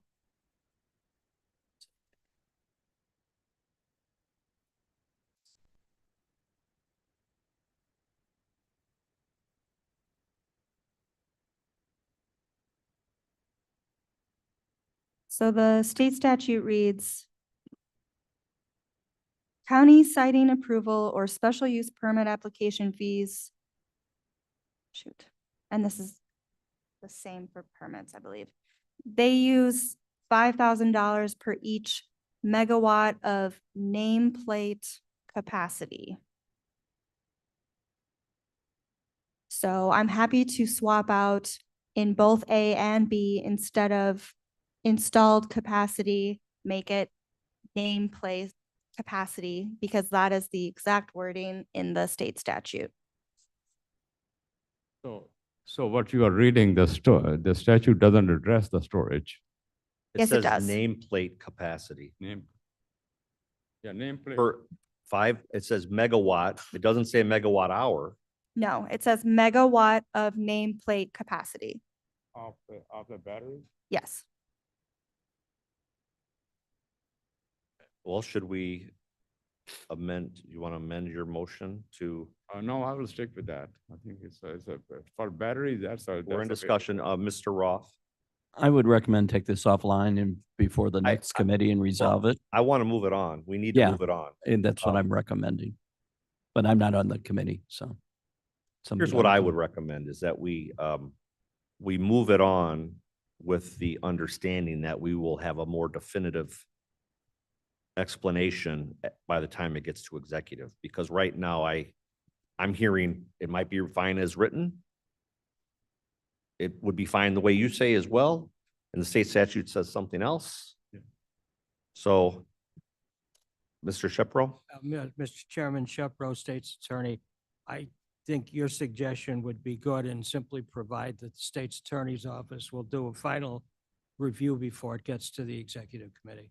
So, Dr. Iqbal, would you agree to amend your motion so that instead of saying kilowatt hour of installed storage capacity, that that language be revisited with staff and the state's attorney's office and revisited by the time what's presented at executive? And if you want to participate in that process, you're more than welcome. Yes, I will amend it, but leave the word storage capacity, storage in.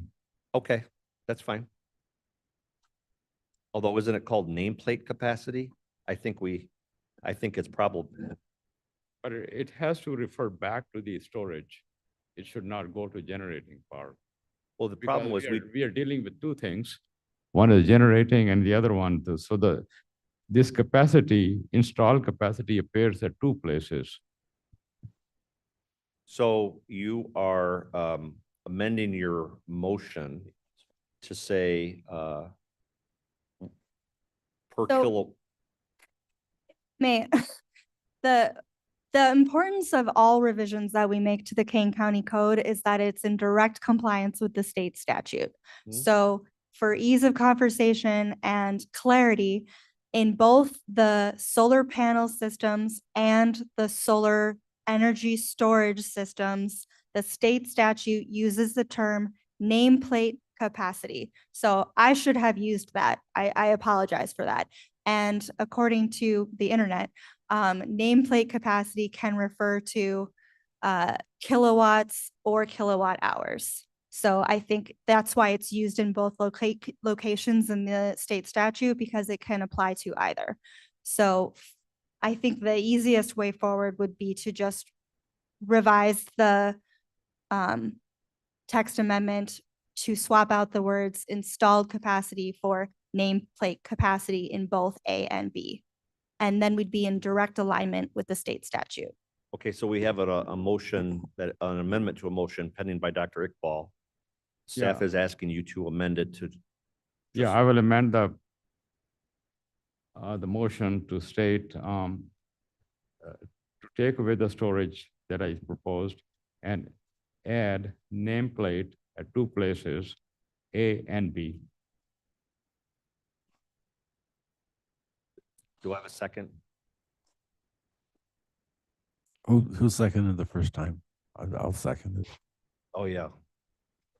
No, he's amending his motion, so whoever seconded it Lindner. has to, so if it was Wasn't me? Lindner, Okay. okay. Any discussion? Call the roll on the amendment. Arroyo. Garcia, Garcia, yes. Linda, yes. Iqbal, Iqbal, yes. Williams. Williams, yes. Now we're in discussion on the exhibit as amended. I would say, Dr. Iqbal, that we will have additional discussion about this, and if we're talking to the state's attorney's office, we feel that, and our consultants or whomever, that we need to revisit this, we may be amending it further at executive. Oh, definitely. Okay. Mr. Chair, it might be helpful if staff would get a photograph of nameplates off some of the existing stuff. Yeah. Off a battery? Can't you run out in one of these facilities and Yeah, take I a have picture? it, yeah. I'm sure you can find that on the See what the internet. nameplate looks like. What is a nameplate? Just to The- provide the us, not right now. Nameplate says 5 kilowatts or 5 kilowatt hours. Yes, that's a good idea. It's solved. Because I think one petition we had with battery storage was only our second one coming before this body. So it's something we're gonna be dealing with. So, okay, let's call the roll. We gotta move on here. Arroyo. Garcia, Garcia, yes. Linder, Yes. Iqbal, Iqbal, yes. Williams. Yes. Yes. Property code enforcement, Mr. Mall. Good afternoon, John Mall, Kane County Code Enforcement Officer. Code Enforcement has prepared the 2 monthly reports and emailed them to all the county board members. Additionally, in your packet is the statistical monthly report that we prepare. We've remained busy this month and we've received increasing complaints and other concerns, probably because of the better weather up until today. And we've also been working diligently on the STR program to get that up and running. Any questions? I'd be happy to answer them for you. Questions for Mr. Mall? Thank you, John. Thank you. Okay, planning and special projects, Mr. Toth. Chris Toth, Planning Division Manager speaking. In page 300 of your packet, you'll find last month's Planning Division staff report. We typically report both those items out to other committees such as Jobs, Agriculture, and sometimes E&E, but I'm here to answer any questions if you have any. Any questions for Mr. Toth? Okay, thank you. We have a resolution establishing the official name for a segment of Illinois Route 31 in unincorporated Kane County. I'm going to hand it over to Catherine McKenna, one of my planning from the planner team. Ms. McKenna. Okay, hello. I'm Catherine McKenna. I'm a planner and GIS specialist in the development department. And since Hamid Ahmed retired after his 50 years of service last summer, I've taken over a lot of the addressing responsibilities. So that is how I am tied into this. This resolution establishes Lincoln Way as the official road name for the segment of Illinois Route 31 located in Section 3, Batavia Township, between Mooseheart Road and the incorporated limits of the village of North Aurora. The action resolves inconsistencies among county GIS records, assessment records, USPS addressing, and emergency response references to promote clarity and uniformity. Adoption of this resolution will align official county records with existing addressing practices and support accurate emergency service delivery. Right. Do we have a motion? Moved by Arroyo, seconded by Lindner. Any further discussion? I thought it was called that already, so. Let's call Yeah. it. Madam Chair. Just to comment, when I was reading, I went, they're going to change it because I live right off of that street. So you have Lake Street, Microphone, please. Lake Street, Lincoln Way, Batavia. Is there another name that 31 has as it goes further north? We were originally proposing Pirog Way. I think that would be fantastic. Just dead end.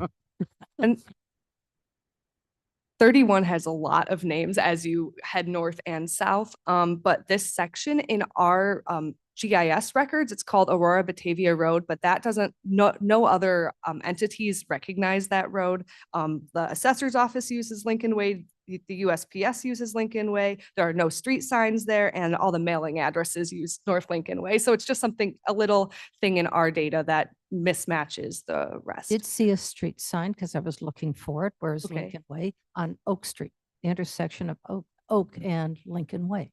And it says Lincoln Way, not Aurora Batavia, correct? That is correct. Okay, perfect. That's good. Dr. Iqbal? Yeah, Mr. Chairman, just a question. The word Lincoln Way, is it a one word or two words? Lincoln and Way is the W with a space between. In discussions with the GIS department head, Kurt Lebo, he suggested having the official address of Lincoln Way as one name.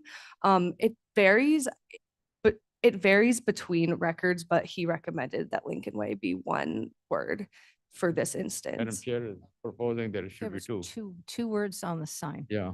Lincoln Okay. and Way.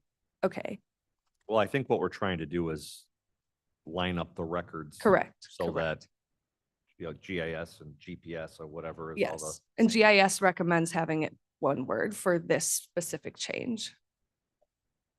Okay, call the question, please. Arroyo, Royal, yes. Garcia, Garcia, yes. Linder, Linder, yes. Iqbal, Oh, yes. Map here says Lincoln Way, one word. Okay. Just FYI. Um, Not to confuse it Matter with is, Lincoln Highway in St. Charles. subdivision report, Ms. Orlick. Good morning. I have one minor adjustment for you. It's out in Mill Creek on Underwood Drive. This is a location map. This is just north of, or this is within the intersections of North Mill Creek and Armstrong Lane. Here's a little closer photo of the site. The owner wants to install a sunroom in the rear yard. Unfortunately, a portion of that sunroom, specifically the fireplace, encroaches in the 30-foot rear yard setback. So the owner is requesting that they be allowed to encroach this fireplace within that setback. It approaches approximately 1 foot 3 inches. So this adjustment will not increase the overall density, nor does it decrease open space. There's no impact to the public health, and all the neighbors have been notified of this change. I received no comments, and all of this is in compliance with section 19143 of the subdivision code. And as a minor amendment, the final approval rests with this body. Is that correct? Correct. Linder moves approval. Moved by Linder, seconded by Dr. Iqbal. Any discussion? Please call the roll. Arroyo, Garcia, Garcia, yes. Linder, Linder, yes. Iqbal, Iqbal, yes. Williams. Yes. Passes. Thank you. Environmental Resources, Ms. Walnick. Underwater Resources, I have one resolution before you this morning. It is an intergovernmental agreement with the city of Aurora for lead water service line replacements on that road. We had about $500,000 worth of funding that we received through the ARPA funds. And approximately half of that was used for, or slightly over half of that was used for the Ogden Gardens neighborhood that is just south of Sulphitsburg. We had $200,000 remaining, and the city of Aurora is working diligently to replace their lead service lines. This area of Sulphitsburg is fully unincorporated, and they have a high density of lead service lines in that area. So we are partnering with the city of Aurora to get those unincorporated residents on new water service lines, and the city of Aurora is also going to be going through as well and replacing the aged water distribution line as well. So all of the homes through this project on Sulphitsburg, unincorporated as well as incorporated, as well as the water main, will be replaced. Are there any questions for Ms. Walnick? Yeah, just between Farnsworth and Crane, or Farnsworth and Eastern. Yeah. Yes. There's pockets of city, like it's Yes. unincorporated, incorporated. Yep. Every other house is in the city limits. I was Yeah, curious. it's all east of Farnsworth. I lived there as a kid. Move so- approval. The two-story house was mine when I was a kid. Moved by Linder, seconded. Didn't we already? Row second. Second. Seconded by. We could switch that. It's Let's move it. It's my Aurora. dad's house is still on that street, so I was curious. Like, Aurora. I move it. Yeah. Okay. Sorry, who first and seconded? Linder. Aurora, so first. Linder Arroyo. second. Yeah. Linder. I was saying. Any further discussion? Please call the roll. Arroyo, Yes. Garcia, Linder, Linder, yes. Iqbal, Iqbal, yes. Yes. Okay. I am very excited to have Ann Wilford here today. She is one of our senior stormwater managers for the county. She's been here over 10 years, and she does all of the work and the education for our floodplain management and ensures that we're in compliance with FEMA, IDNR, and making sure that our residents have access to the best available flood insurance. So last week at the state meeting, she was awarded the highest honor in the state of Floodplain Manager of the Year. And we're very grateful to have her on our staff. She was a key component of the hazard mitigation planning that was done in the FEMA grant we received and our work with OEM. So I just wanted to congratulate her today, and got an amazing award. So.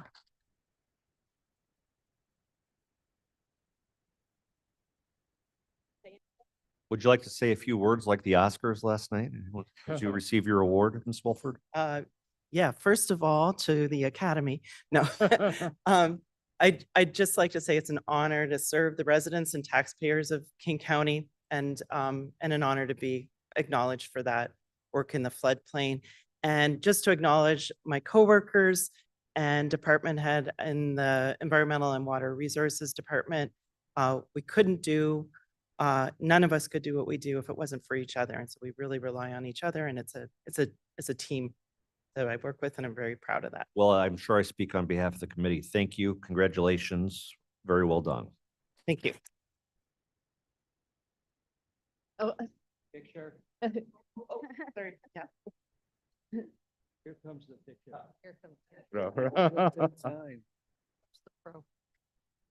Sure. The official photographer.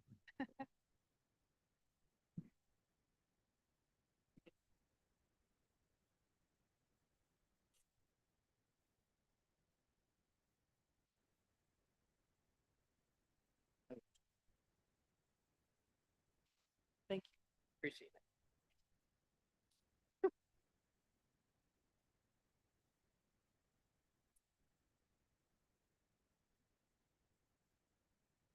Does anybody have any new business?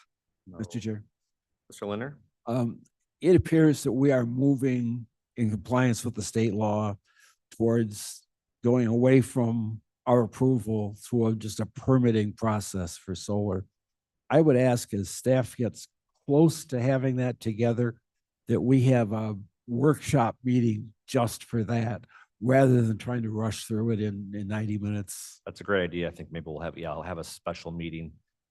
We have in, I think, 120 days from June 1st to enact that ordinance or to change the ordinances. Okay. So I'd like to have that done by, really by the end of September. Or sooner. So. Sooner we do it, the sooner we start getting collecting more money. Well, Or this this goes in right now. Exhibit A that will do that. Okay, that's done. Yeah. Okay. Okay, anything else?